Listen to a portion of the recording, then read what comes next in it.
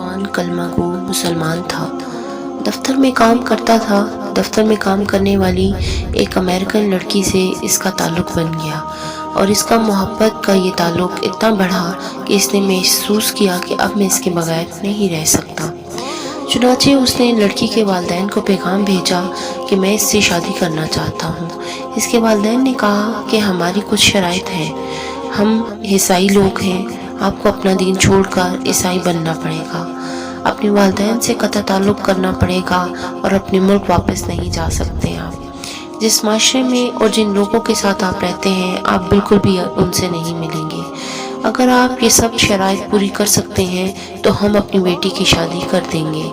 یہ اپنے جذبات میں اس قدر مغلوب الحال تھا کہ اس نے یہ تمام شرائط قبول کر لیں اور اس نے شادی کر لی۔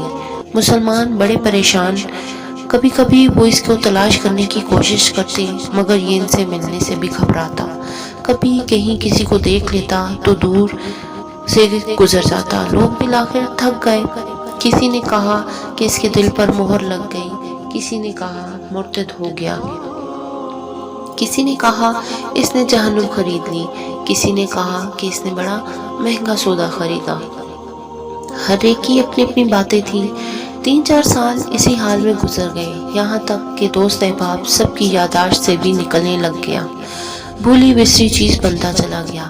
ایک دن امام صاحب نے فجر کی نماز کے لیے جب دروازہ کھولا تو دیکھا کہ یہ نوجوان آیا۔ اس نے وضو کیا اور مسجد میں نماز کی صف میں بیٹھ گیا۔ امام صاحب بڑے حیران ہوئے، ان کے لیے تو یہ چیز بالکل عجیب تھی۔ نماز پڑھائی اور اس کے بعد اس سے سلام کیا، پھر اس کو لے کر اپنے حجرے میں چلے گئے اور پوچھا، آج بڑی مدت کے بعد آپ کی زیارت نصیب ہوئی۔ اس وقت اس نے اپنی حالت بتانی شروع کی کہ میں نے اس لڑکی کی محبت میں اپنا سب کچھ قربان کر دیا، بہت کچھ میں نے ضائع کر دیا، لیکن جس گھر میں رہتا تھا میرے اس گھر میں اللہ کا قرآن رکھا ہوا تھا۔ میں جب کبھی آتا جاتا اور اس پر میری نظر پڑتی تو میں اپنے دل میں سوچتا کہ میرے مولا کا کلام ہے، یہ میرے اللہ کا قرآن ہے اور میرے گھر میں موجود ہے۔ میں اپنے نفس کو ملامت کرتا، اعمال تو میرے برے تھے ہی، لیکن دل مجھے کہا کرتا تھا کہ نہیں، جس کا میں نے کلمہ پڑھا ہے اس سے محبت ضرور رکھتا ہوں، اس کی نشانی اپنے گھر میں رکھی ضرور ہے۔ اور اسی طرح کئی سال گزر گئے۔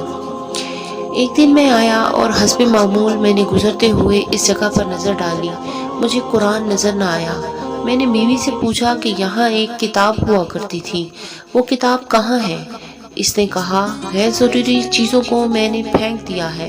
میں نے پوچھا اس کتاب کو بھی؟ اس نے کہا ہاں۔ میں وہاں سے واپس گیا اور کوڑے سے اس کتاب کو اٹھا کر لے آیا۔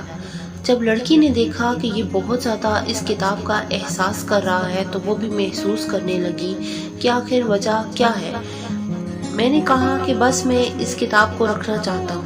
اس لڑکی نے جب دیکھا کہ یہ عربی میں ہے تو اس نے کہا ہاں، کوئی نہ کوئی اس کا تعلق اسلام سے ضرور ہو سکتا ہے۔ تو اس نے کہا کہ دیکھو، تم اس گھر میں یہ کتاب لے کر آ گئے ہو، اب یا تو اس گھر میں یہ کتاب رہے گی یا میں رہوں گی، اب فیصلہ تمہارا ہوگا۔ وہ کہنے لگا کہ جب اس لڑکی نے یہ کہا تو میرے لیے یہ زندگی کا عجیب وقت تھا۔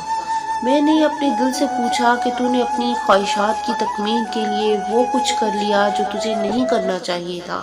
آج تیرا رشتہ پروردگار سے ہمیشہ کے لیے ٹوٹ جائے گا۔ اب تو فیصلہ کر لے کہ تجھے اس کے ساتھ رہنا ہے یا اپنے پروردگار کے ساتھ اپنے رابطے کو برقرار رکھنا ہے۔